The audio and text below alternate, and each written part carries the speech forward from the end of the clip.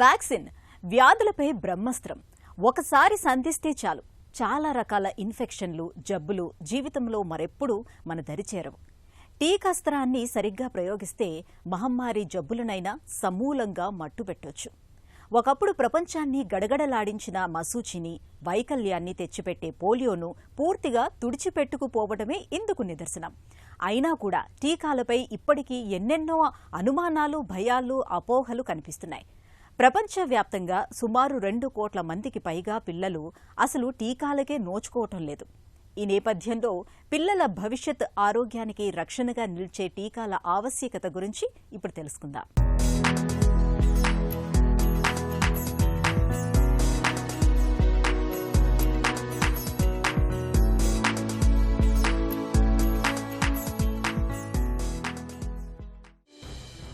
Vaccine వ్యాధుల పాలిట పాశుపతాస్త్రం. ప్రస్తుతం ప్రాణాంతకమైన చాలా వ్యాధులకు భరోసాగా చాలా టీకాలే అందుబాటులోకి వచ్చాయి. నిజానికి ఈ టీకాలు తయారయ్యేది ఆయా వ్యాధులకు కారణమయ్యే సూక్ష్మక్రిములతోనే. ముళ్ళును ముళ్ళుతోనే తీయాలనే నానుడి ఈ టీకాలకు మూల సూత్రం.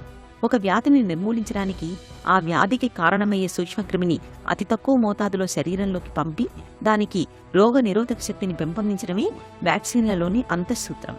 ఒకసారి శరీరంలో ఒక వ్యాధి తాలూకు సూక్ష్మక్రిములను ఎదుర్కొనే యాంటీబాడీస్ తయారైతే భవిష్యత్తులో సదరు వ్యాధిని నిరోధించడంలో రోగ నిరోధక శక్తి సులభంగా విజయం సాధిస్తుంది. క్షయ, కంఠసర్ఫీ, కోరింత దగ్గు, ధనుర్వాతం, గవదబిళ్లలు, రుబెల్లా, న్యూమోనియా, కామెర్లు, పోలియో, విరేచనాలు ఇలా పిల్లలను ఉక్కిరిబిక్కిరి చేసే ఎన్నో రకాల జబ్బులకు టీకాలతో ఆదిలోనే ముక్కుతాడు వేయొచ్చు. వ్యాక్సిన్స్ అనేవి పిల్లలకి ఇవ్వటం చాలా ఇంపార్టెంట్. ఈ వ్యాక్సిన్లో మనం రియల్గా ఉండే ఆ బ్యాక్టీరియా కానీ వైరస్ని కానీ తక్కువ మోతాదులో ఆ వ్యాక్సిన్ బాడీలోకి ఇంట్రడ్యూస్ చేస్తాం. దానివలన ఆ పిల్లల బాడీ ఆ వైరస్ని, బ్యాక్టీరియాని రికగ్నైజ్ చేసి ఇమ్యూన్ సిస్టమ్ని యాక్టివేట్ చేసి యాంటీబాడీస్ అనేవి ప్రొడ్యూస్ చేస్తుంటాయి. సో రియల్గా మనకి ఫ్యూచర్లో ఏమైనా జబ్బు వచ్చినప్పుడు ఈ యాంటీబాడీస్ ఆల్రెడీ ఫామ్ అయి ఉంటాయి కాబట్టి అవి సమర్థవంతంగా ఆ డిసీజ్ని ఎదుర్కొంటాయి అన్నమాట. పిల్లలకి పుట్టంగానే మనం టీకాలు ఇస్తాము. పుట్టిన 24 గంటల లోపల బీసీజీ, ఓపీవీ డ్రాప్స్ ఇస్తాం, హెపటైటిస్ బి ఇస్తాం. ఈ బీసీజీ అనేది మనకి ట్యూబర్క్లోసిస్ నుంచి ప్రివెంట్ చేస్తుంటుంది. Polio drops polio paralytic polio నుంచి ప్రివెంట్ చేస్తుంది. అలాగే హెపటైటిస్ బి అనేది హెపటైటిస్ బి ఇన్ఫెక్షన్ నుంచి ప్రివెంట్ చేస్తుంది. అలాగే నెక్స్ట్ వ్యాక్సిన్స్ వచ్చి 6వ వారం, 10వ వారం, 14వ వారంలో ఇస్తుంటాం.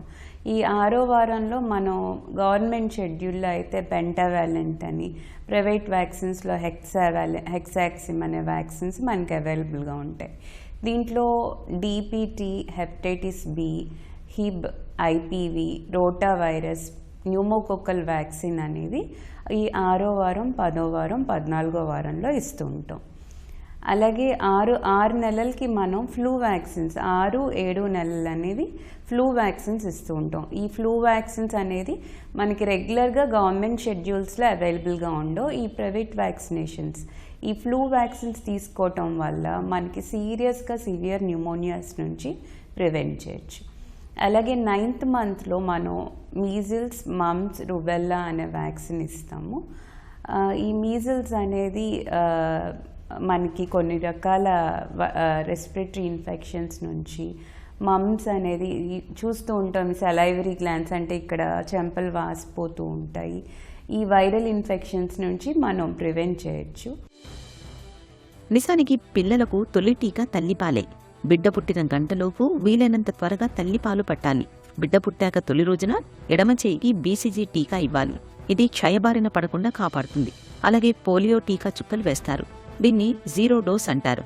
ఇది మిగతా పోలియో మోతాదులకు అదనం. వీటితో పాటు హెపటైటిస్ బి టీకా ఇవ్వాలి. 6వ వారం తర్వాత పోలియో చుక్కలతో పాటు కంఠసర్ఫీ, కోరింత దగ్గు, ధనుర్వాత నుంచి రక్షించే డిపిటి టీకా కూడా ఇవ్వాలి. అలాగే చెవి, ముగ్గు, గొంతు ఇన్ఫెక్షన్లు, న్యూమోనియా, మెదడువాపు రాకుండా చూసే హిమోఫిలిస్ ఇన్ఫ్లుయెన్జా బి టీకా, కామెర్ల నుంచి కాపాడే హెపటైటిస్ బి టీకా కూడా ఇవ్వాలి. ఇప్పుడు డిపిటి, హిబ్, హెపటైటిస్ బి టీకాలన్నీ ఒక్క టీకా రూపంలోనే పెంటావాలెంట్ వ్యాక్సిన్ అందుబాటులో ఉంది. ఈ ఒక్కటి ఇప్పిస్తే 5 జబ్బుల నుంచి రక్షణ లభిస్తుంది. 10వ వారం అలాగే 14వ వారం తర్వాత పెంటావాలెంట్ టీకాను ఇప్పించాలి. ఈ టైఫాయిడ్ వ్యాక్సిన్ అనేది కూడా మనం ఈ 6th మంత్ నుంచి 12th మంత్ లోపల ఒక డోస్ ఇస్తే ఈ టైఫాయిడ్ ఫీవర్ నుంచి మనం ప్రివెంట్ చేయొచ్చు. 1 ఇయర్లో అయితే కనుక హెపటైటిస్ ఏ వ్యాక్సిన్ అవైలబుల్గా ఉంది. అండ్ నెక్స్ట్ 15th మంత్లో అయితే boosters pneumococcal, MMR, chicken pox vaccine అనేది 15th మంత్లో ఇస్తుంటాం. చికెన్ పాక్స్ జనరల్గా వచ్చి తగ్గిపోతూ ఉంటుంది. కొన్ని సివియర్ కేసెస్లో చికెన్ పాక్స్ అనేది హెమరేజిక్ లీజన్స్గా ఫామ్ అవటం, కొన్ని రకాల సీరియస్గా టర్న్ అయ్యే అవకాశం ఉంటుంది. దీన్ని మనం 15th మంత్లో ఇచ్చే ఈ చికెన్ పాక్స్ వ్యాక్సిన్ వల్ల ప్రివెంట్ చేయొచ్చు. అలాగే 18th మంత్లో మళ్ళీ బూస్టర్స్ ఇస్తాం. DPT, హెపటైటిస్ బి, హిబ్ ఈ బూస్టర్స్ ఇస్తుంటాం.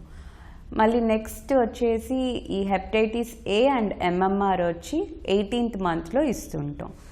ఈ ఇన్ఫ్లుయెన్జా వ్యాక్సిన్ అనేది జనరల్గా మనం సంవత్సరం లోపల 2 డోసులు ఇస్తూ ఉంటాం. అలాగే ప్రతి సంవత్సరం ఒక డోస్ ఇవ్వటం అనేది చాలా ముఖ్యం. ఎందుకంటే ఈ ఇన్ఫ్లుయెన్జా అనేది తన జెనెటిక్ డ్రిఫ్ట్ అండ్ షిఫ్ట్ అంటుంటాం, తన రూపాంతరం చెందుతూ ఉంటుంది.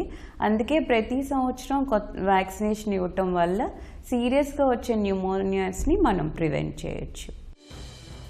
సార్వత్రిక టీకా కార్యక్రమంలో అందించే టీకాలే కాకుండా బయట నుంచి కూడా కొన్ని రకాల టీకాలను పిల్లలకు ఇప్పించడం అవసరం.